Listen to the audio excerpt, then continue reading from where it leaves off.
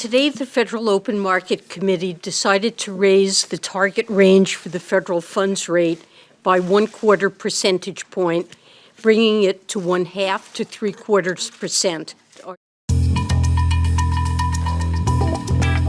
Alors la Réserve fédérale américaine, c'est la Banque centrale américaine, l'équivalent pour la zone euro de la Banque centrale européenne.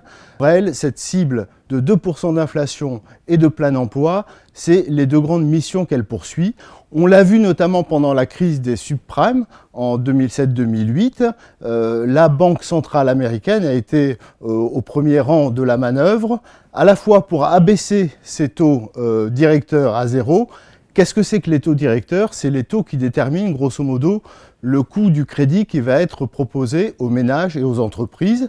Et puis deuxième grande mesure non conventionnelle adoptée à l'époque, c'est l'injection massive de liquidités dans l'économie. On fait tourner la planche à billets en espérant que tout ça va permettre de refaire partir l'activité. Pendant toute l'année 2016, les décisions qu'on attendait d'une remontée progressive de ces taux ont été repoussées pour différentes raisons. On invoquait l'atonie de l'économie mondiale, on invoquait les fragilités de l'économie américaine, on invoquait des circonstances politiques défavorables, d'abord le référendum sur le Brexit, ensuite l'élection américaine. Donc tout le monde attendait cette conférence de presse en espérant que Janet Yellen, la présidente de la Fed, annonce une nouvelle remontée des taux. Et puis surtout, on voulait savoir ce qu'elle va faire pendant l'année 2017.